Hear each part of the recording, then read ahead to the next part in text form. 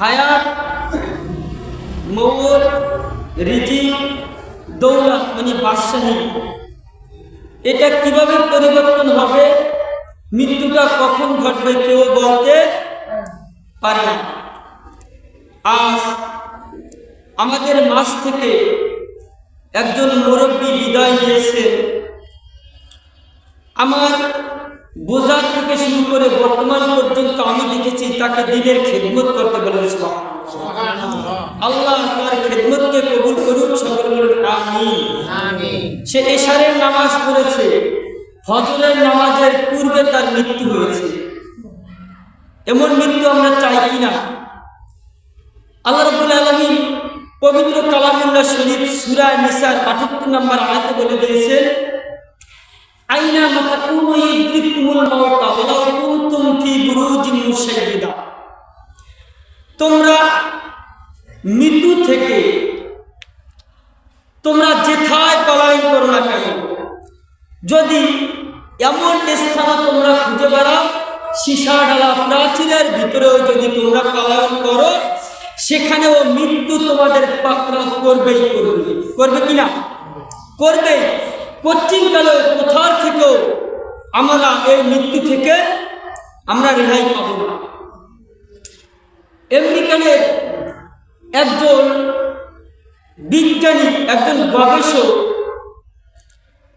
তিনি বলতেছেন যে মৃত্যু আজরাইল সব জায়গা থেকে নিয়ে যাবে, দেখি তাহলে এর পরিবর্তে আমি একটা ব্যবস্থা করব। তিনি কাচের মাধ্যমে তিনি একটা কাঁচ দ্বারা একটা ঘর বানাইলেন, ছোট্ট একটা থাকার মতো কফিন যে থাকতে পারে এমন একটি ঘর বানাইলেন।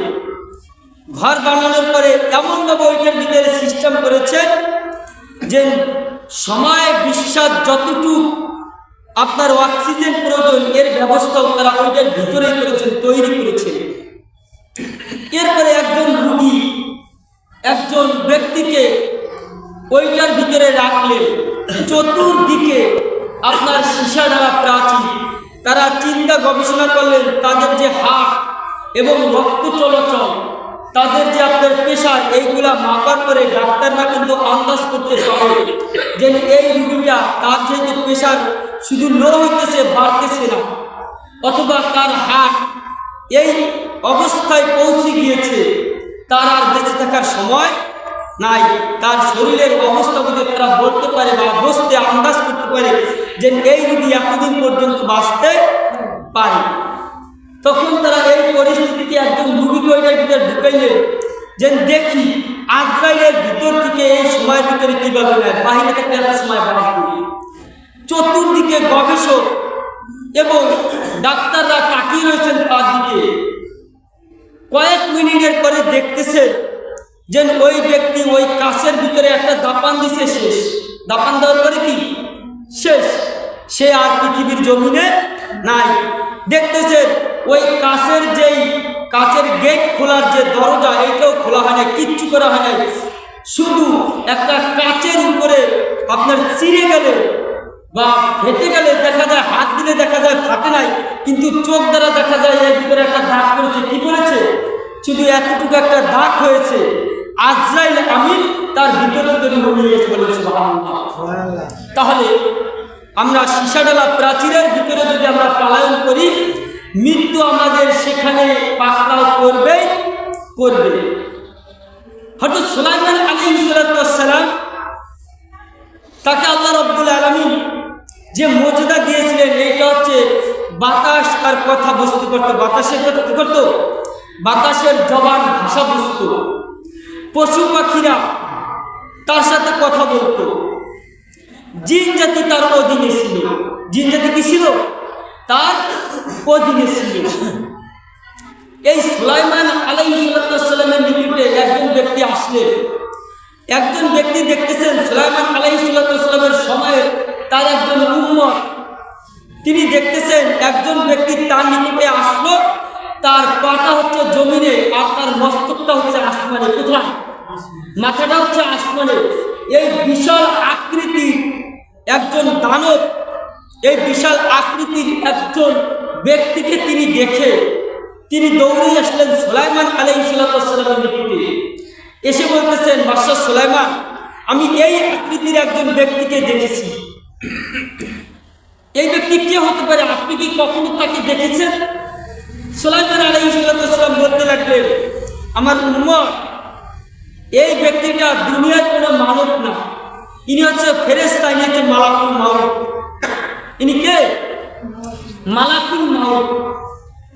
ওই ব্যক্তি বলতে লাগলেন, যদি মালাকুল মাউত হয়, আপনার কথা তো বাতাস শোনে, তাহলে এই বাতাসকে আমাকে বলেন যে এমন এক জায়গায় নিয়ে যেন উড়াই নিয়ে যায় পৃথিবীর শেষ প্রান্ত গহীন জঙ্গলের ভিতরে। তার ধারণা ছিল ওই গহীন জঙ্গল মনে হয় পৃথিবীর শেষ প্রান্ত, মনে হয় আজরাইল চেনে না। কি করে না? চেনে না। এরপরে তার দিকে নজর করলেন। আপনার সূরা তাওবার 155তম আয়াতের ভিতরে আসছে যে একজন ব্যক্তির আমল, তার নেকি এবং গুনাহ তিনজন ব্যক্তি দেখতে পারে। কয়জন ব্যক্তি? এক নম্বর হচ্ছে আল্লাহ রাব্বুল আলামিন সারাক্ষণ দেখে। দ্বিতীয় নম্বর হচ্ছে নবীরা দেখে। কারা দেখে? নবীরা যদি তাদের চক্ষু দ্বারা তার দিকে তাকায়, তাহলে তার এই নেকি দেখতে পায়। কি দেখতে পায়? দেখতে পায়। আর একজন দেখতেছে আল্লাহর বন্ধু, আল্লাহর ওলিরা যদি তার দিকে নজর করে, তাহলে বুঝতে পারে। কি করতে পারে? বুঝতে পারে। ফেরেশতাদের চক্ষু দিয়ে যদি নজর করে, তখন তিনি দেখলেন তার মৃত্যু আপনার এই বাইতুল মুকাদ্দাসে নয়, তার মৃত্যুটা হচ্ছে সোয়াইবিয়াতের জঙ্গলের ভিতরে। কোথাও? সোয়াইবিয়াতের জঙ্গল, পৃথিবীর শেষ প্রান্তের গহীন অরণ্য, যেখানে কোনো মানবের বসবাস নাই। বাতাসকে বললেন, বাতাস, তুমি এই ব্যক্তিকে নিয়ে সোয়াইবিয়াতের জঙ্গলে মেডেল পয়েন্টে রেখে আসো।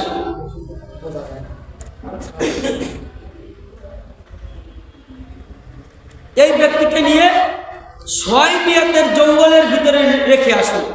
বাতাস তার হুকুম মোতাবেক এমন জোরে সজোরে টান দিলে, বাতাস তাকে টান দিয়া সোয়াইবিয়াতের জঙ্গলে রাখলেন।